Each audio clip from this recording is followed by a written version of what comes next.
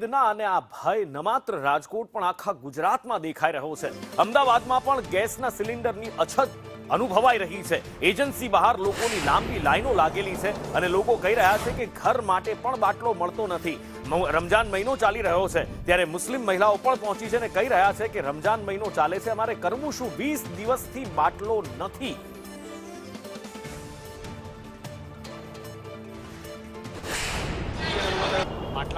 બાટલાવાળા ભાઈને કીધું કે ઓફિસે તપાસ કરો, બિલ આવે તો તમને આપીએ।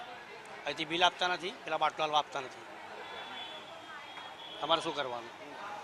બરાબર, ગરમ પાણી નથી કરતા, ઠંડા પાણીથી બાટલો જલ્દી, કારણ કે બાટલે નહીં આવું પ્રોબ્લેમ થાય છે, આપવા નથી આવતા, તો અમે બધા ઠંડા પાણીથી નહીં આવીએ, તકલીફ વેઠીએ છીએ।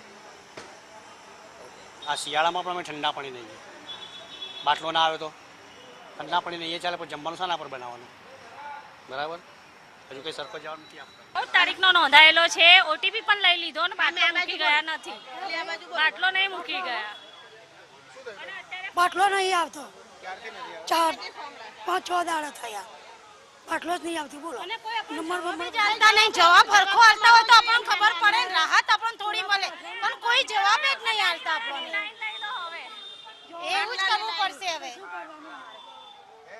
બુકિંગ થતો નહીં સાહેબ, અરે પેલા કેટલે 10 દિવસથી ફોન કરીએ છીએ પણ બાટલો બુકિંગ જ નહીં થતો।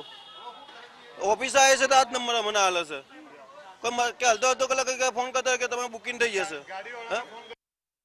એક બાજુ